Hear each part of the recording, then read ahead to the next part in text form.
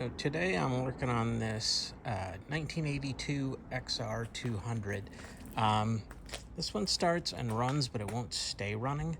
I'm sure it's just a matter of a quick carb clean. So I'm going to have a look. I might have a look at the front brake as well, as I think it was said that that's not working or not working very well. So let's get into it.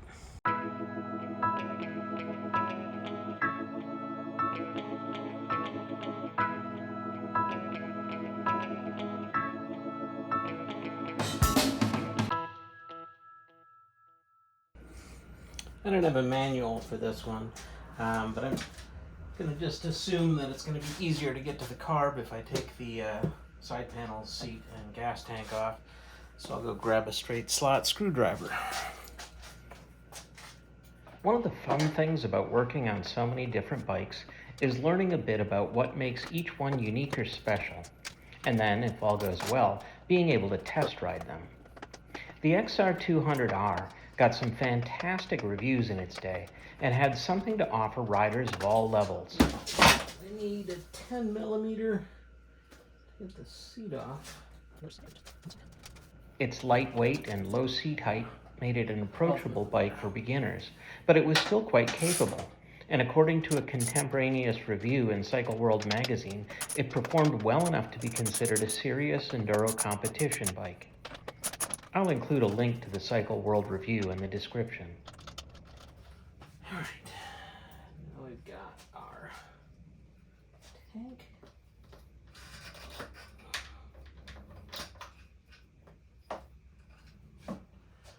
Disconnect our fuel line.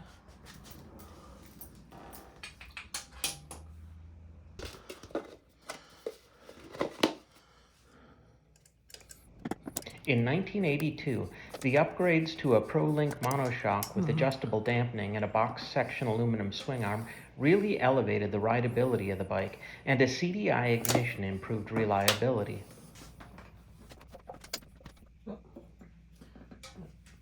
This tank has a pair of bolts instead of just slipping on to rubber grommets.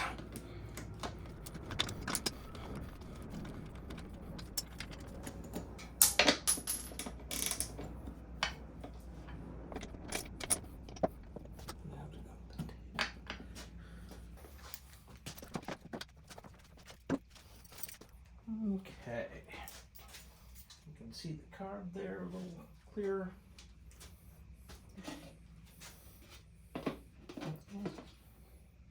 So the carb's just got a hose clamp here, and then there's two 10 millimeter nuts here.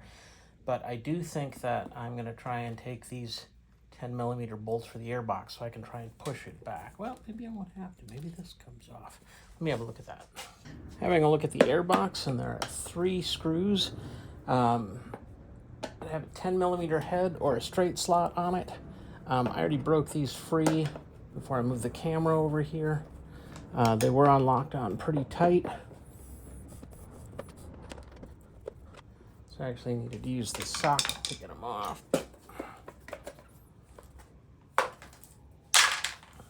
That air filter itself got a wing nut. That's not too bad. Kind of dusty, kind of dry. Oh no, it's falling apart. Yeah, it does look like I can get the intake boot off, so then I don't have to loosen the air box. Just pop that out. That'll make getting the carb off a lot easier.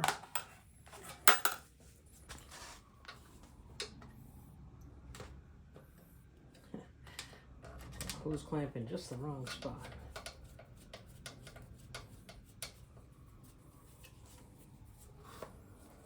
Okay, now just those 10 millimeter nuts.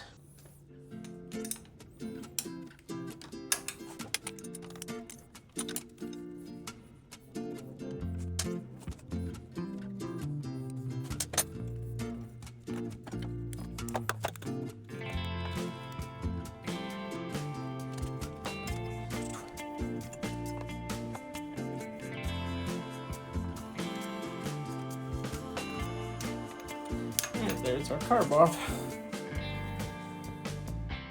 So since this was a runner, I don't think we need to worry about doing a full carb clean on this at all. And what we mostly want to do is check the idle jet. So I'm just going to pop the float bowl off.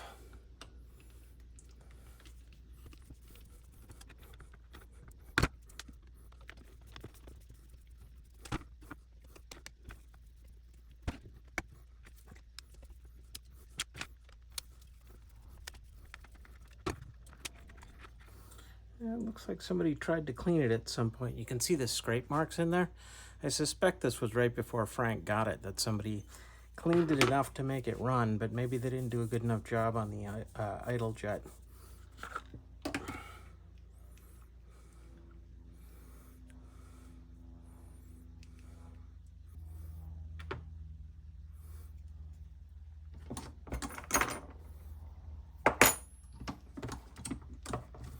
We'll just check the main ones while we're in there too.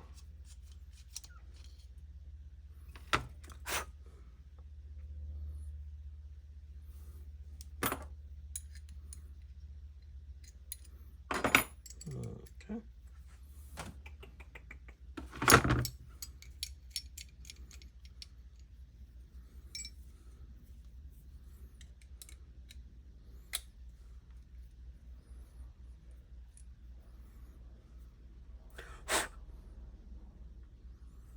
That looks good.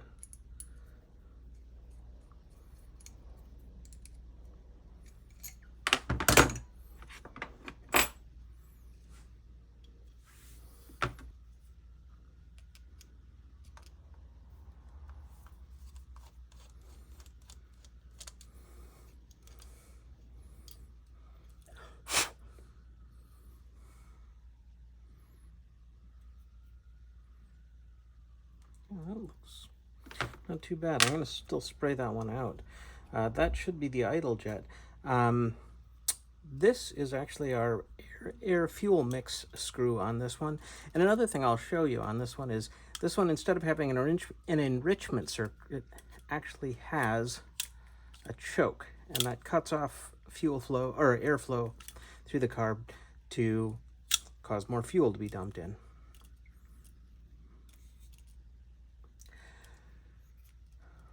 Okay, let's see where we're at.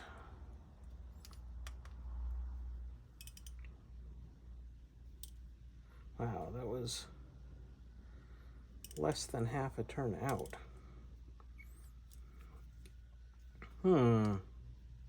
So the mix screw is less than half a turn out, which just does not seem right to me. So that might be what the problem is. But I'm going to have a look at it. I'm trying to figure out if it's an air mix screw or a fuel mix screw. And I think it's fuel mix because the air comes in here, but I'm not sure how fuel gets to it. It must be just through the idle circuit. There must be a passage to get over there.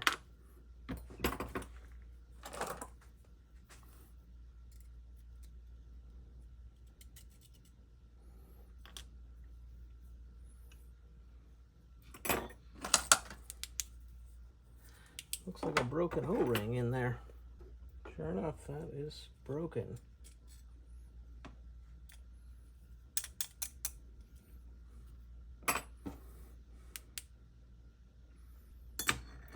There should be a washer too, but I'm not seeing it.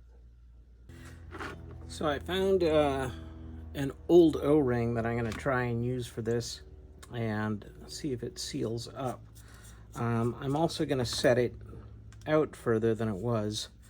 I'm going to set it at, I'm going to give it 1.5 turns out.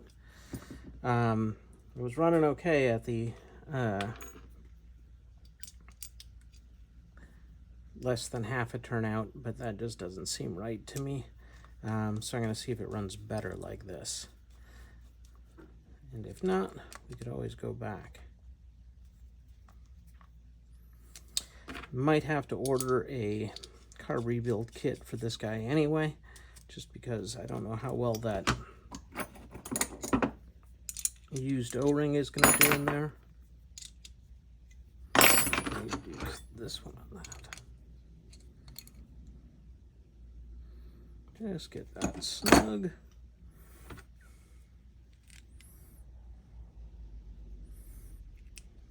think that was there. All right. No, it fits with this hose, so.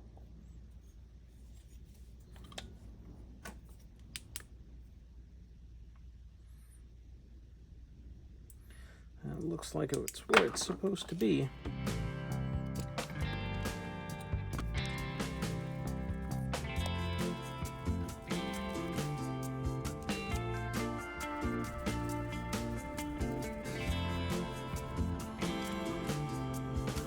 All right.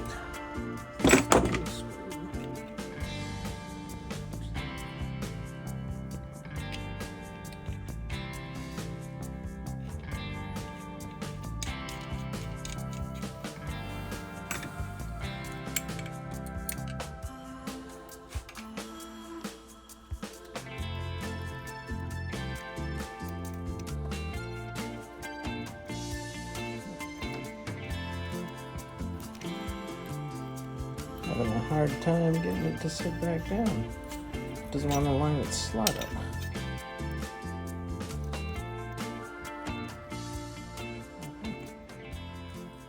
Huh. Alright, I got it. I had to fiddle with it a little bit more, but it dropped in.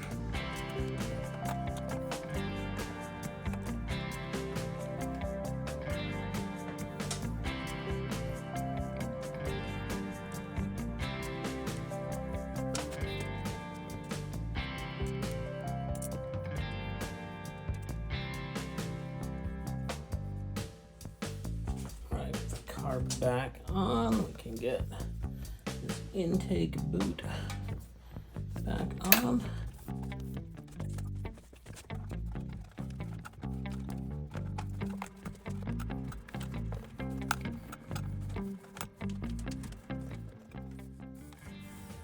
Move this up a little more, make that a little easier. We're going to need a new air filter, but for now, putting it back together with what we've got.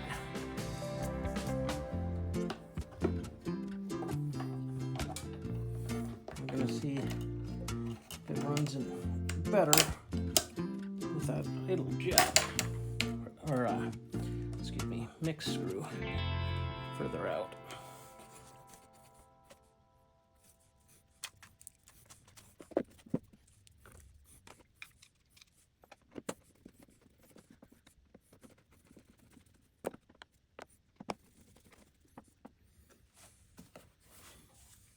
While I'm down here looking at it, I realized that there were these shiny edges to the chain.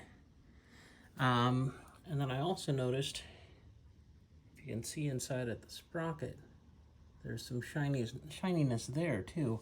I don't know if this is hitting something it's not supposed to, but it is very loose. So I think we'll snug that up before I give it back to Frank. But first we'll get the gas tank back on.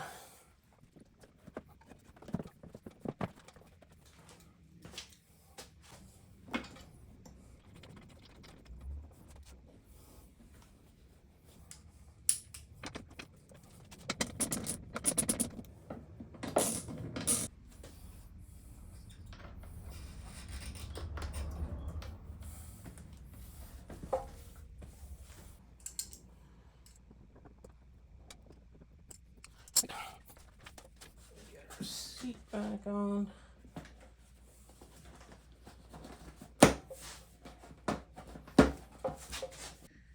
Side covers.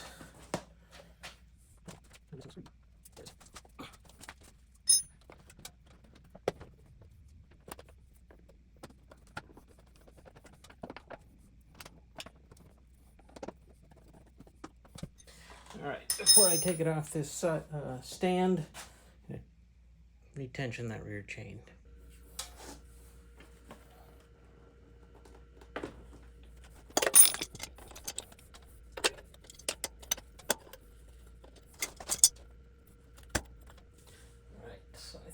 want to go quite a few steps. So let's set it at 20. Better. Go too past that. Too much. Yeah. Right there.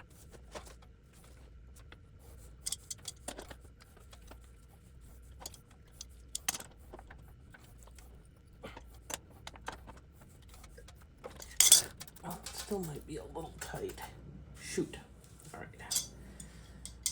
All right, let's back that up one.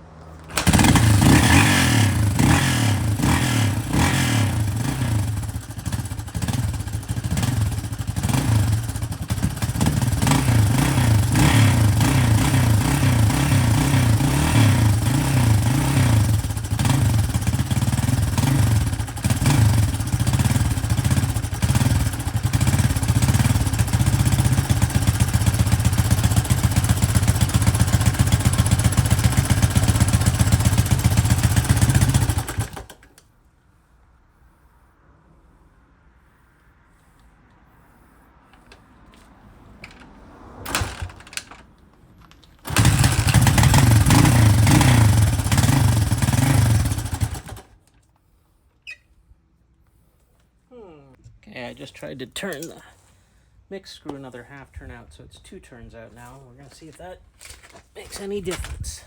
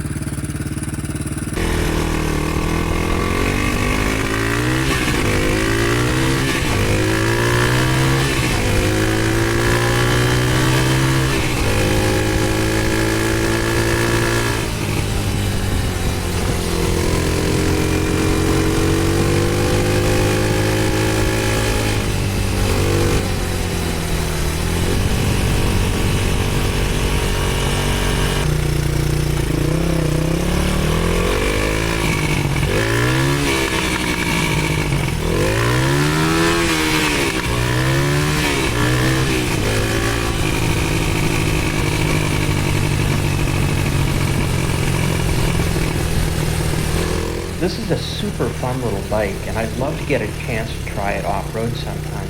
I was even considering trying to borrow it and take it to a vintage enduro race, but I found out it doesn't quite qualify for the vintage class. It's just a little too new. Maybe one of these days.